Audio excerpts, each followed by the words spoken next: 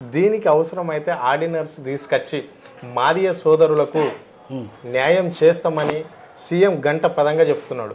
అదే విధంగా మళ్ళీ ఇంకోటి ఉపకులాలను కూడా యాడ్ చేస్తున్నాడు. ఈ ఉపకులాలు అంటే దాదాపుగా ఎస్సీలలో 59 ఉపకులాలు, అంటే 2 మాల మాదిగా మినహాయిస్తే 57 అవుతుంది. అంటే ఇందులో ఏమన్నా లెక్క తీస్తాడా?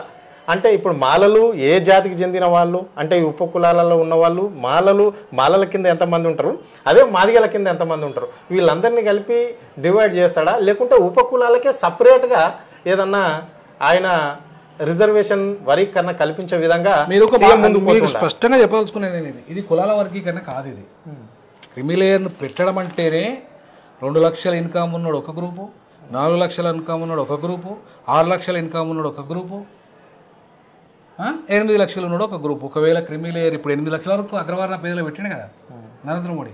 ఒకవేళ షెడ్యూల్ కులాలకు షెడ్యూల్ ట్రైబ్లకు కూడా ఒకవేళ 8 లక్షలు పెడితే ఇన్ని 4 గ్రూపులు అవుతాయి. ఇది ఆర్థిక ప్రాతిపదికన గ్రూపింగ్, ఇది కులాల గ్రూప్ కాదు. ఇది ఇప్పుడు మీకు అర్థం కావాల్సింది అదే. నేను అందుకే ఇవాళ ఆర్గ్యుమెంట్ చేస్తుంది అదే.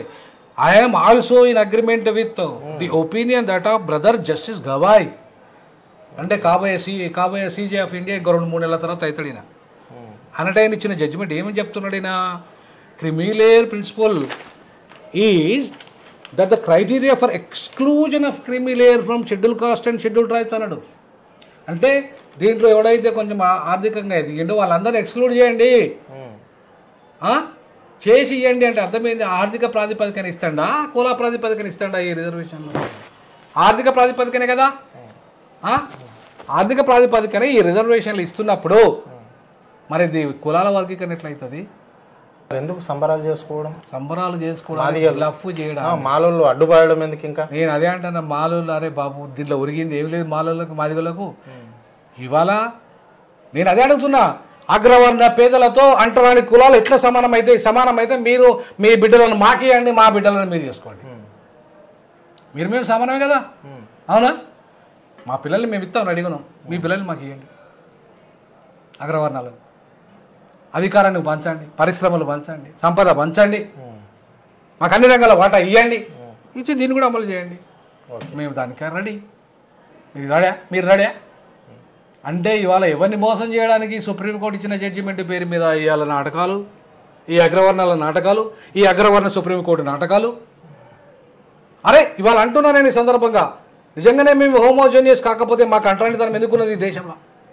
ఇన్ని వేల సంవత్సరాలుగా మమ్మల్ని అంటరాని వారిగా చేసిన ఈ దేశము, ఈ జాతి క్షమాపణ చెప్పమంటున్నా నేను. ఈ బ్రాహ్మణ సమాజాన్ని, ఈ బ్రాహ్మణ సమాజం అంతా కూడా క్షమాపణ చెప్పి మా కాళ్ళ దగ్గరికి రండి అంటున్నా, మమ్మల్ని క్షమించమని అడగండి అంటున్నా. ఈ జాతిని మొత్తం అగ్రవర్ణాల జాతిని అంతా అడుగుతున్నాను ఈ సందర్భంగా.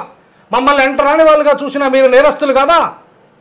ఐక్యరాజ్య సమితిలో నేను ఈ అంశాన్ని లేవనెత్తకుండా మమ్మల్ని ఇన్ని వేల సంవత్సరాలుగా అంటరాని వాళ్ళుగా చూసినప్పుడు మీరు కాదు అని, మీరు హోమోజీనియస్ కాదు, అంటరాని వాళ్ళు కాదన్నట్టుగానే అర్థం కదా. మమ్మల్ని అంటరాని వాళ్ళు కాదన్నప్పుడు మీ పిల్లల్ని మాకు ఇవ్వండి, మా పిల్లల్ని మీరు చేసుకోండి. అసలు కులాన్ని రద్దు చేయండి. అసలు ఈ దేశంలోకి వెళ్ళి చేయగలుగుతారా మీరు? ఇవన్నీ కూడా చర్చనీయాంశాలు ఈ జడ్జిమెంట్ ఆధారంగా.